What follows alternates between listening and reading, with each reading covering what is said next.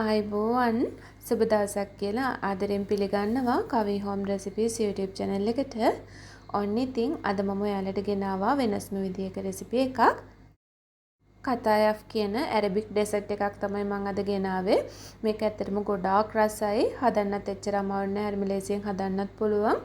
ඉතින් ඔයාලත් හදලා බලන්න.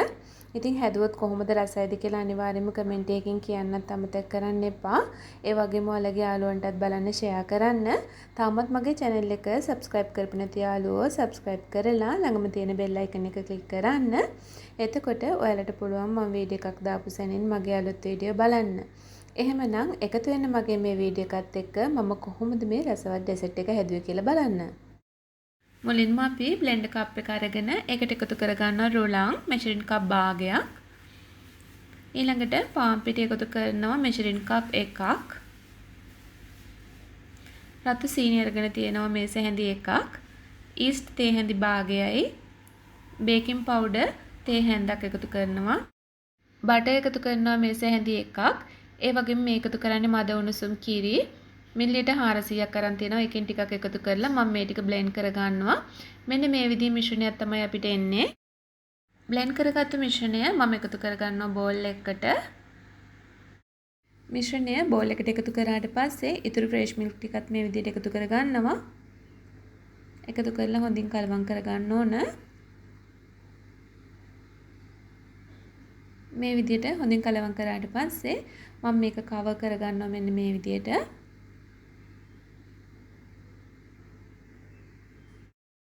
කවර් කරලා විනාඩි 10ක් විතර පැත්තකින් තියාගන්න. ඊළඟට වෙනම වාදනයක් ලිපේ තියලා සීනි මෙෂරින් කප් එකක් එකතු කරගන්නවා. ඒ සීනි එකටම වතුර මෙෂරින් කප් එකක් විතරත් එකතු කරගන්නවා. එකතු කරලා සීනි ටික දිය වෙනකන් ලිපේ තියලා හොඳින් උතුරව ගන්න ඕන. පැණි එක මේ ගානට උතුරනකොට මම ලිප ඕෆ් කරගන්නවා. ඊළඟට මම මේකට දෙහි විෂ තේ හැඳි භාගයක් විතර එකතු කරනවා. එකතු කරලා හොඳින් කලවම් කරලා පැත්තකින් තියාගමු. ඔන්න මම මේ පෙන්නන්නේ හරියටම විනාඩි 10කට පස්සේ අපි හදාගත්තු පිටි මිශ්‍රණය. මේ විදිහට ටිකක් කලවම් කරලා බලන්න. ඔයාලට තේරෙනවා හොඳින් පිපිලා තියෙන්නේ. ඊළඟට පෑන් එකක් ලිපේ තියලා මේ විදිහට ඔයිල් ටිකක් යන්තමට ගා ගන්න ඕන පෑන් එකේ. ඊළඟට හදාගත්තු මිශ්‍රණය මේ විදිහට කප් එකකින් අරගෙන මෙන්න මේ විදිහට වක් කරගමු පෑන් එකට. ප්‍රමාණය ගොඩාක් ලොකු කරගන්න එපා. මෙන්න මේ වගේ ප්‍රමාණයට හදාගන්න. මෙන්න මේ වගේ සිදුරු ඇවිත් මතු පිට වියලෙනකොට අපිට පුළුවන් මේක ලිපෙන් අයින් කරගන්න. ඒ විදිහට තව එකක් හදමු. මේ විදිහට මිශ්‍රණය දාගත්තා. සිදුරු ඇවිත් මේ විදිහට මතු පිට වියලි ස්වභාවයක් එනකොට අපිට පුළුවන් මේක ලිපෙන් අයින් කරගන්න.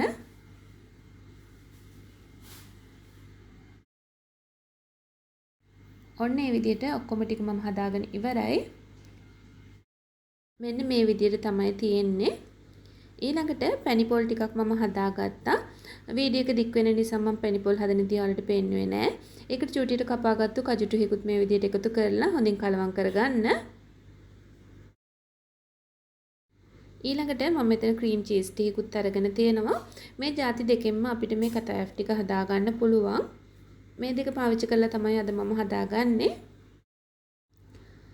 මෙන්න මේ විදිහට අරගෙන හදාගත්තු පැණිපොල් එකෙන් මෙන්න මේ විදිහට තියලා මම මේ කරන විදිහට ඔයාලටත් හදාගන්න පුළුවන්.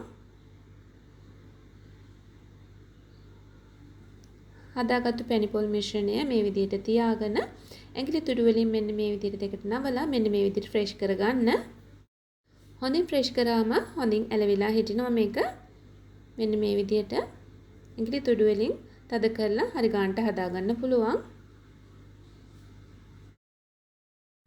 ඔන්න ඒ විදිහට මම මේ පෙන්නන ආකාරයට ඔයාලට ඔක්කොම ටික හදාගන්න පුළුවන්.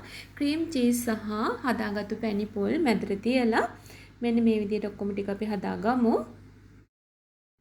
හරිම ලේසියෙන් මේක හදාගන්න පුළුවන්.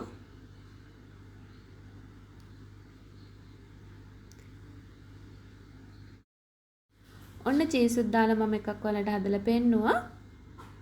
මේ විදිහට ෆ්‍රෙෂ් කරලා ගන්නට හදාගන්න.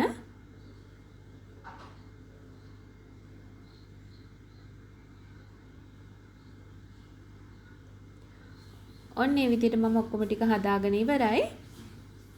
ඊළඟට අපි ඔන්න ඊළඟට හදාගත්ත ඔක්කොම කතායප් ටික මෙන්න මේ විදිහට තව ටිකක් හොඳින් ෆ්‍රෙෂ් කරලා බේකින් ට්‍රේ එකකට මෙන්න මේ විදිහට තියාගෙන විනාඩි 10ක් එහෙම නැත්නම් 15ක් වගේ කාලයක් බේක් කරගන්න ඕන.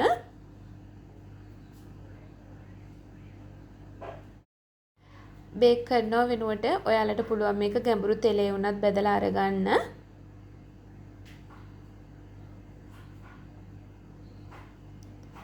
ඔන්න දැන් මම මේ පෙන්නන්නේ බේක් කරලා ඉවරනාට පස්සේ අපි දැන් මේක කලින් හදාගත්තු පැණි එක මම වෙනම භාජනයකට දාගත්තා. අපි දැන් මේ ටික පැණි එකේ පොඟව ගමු.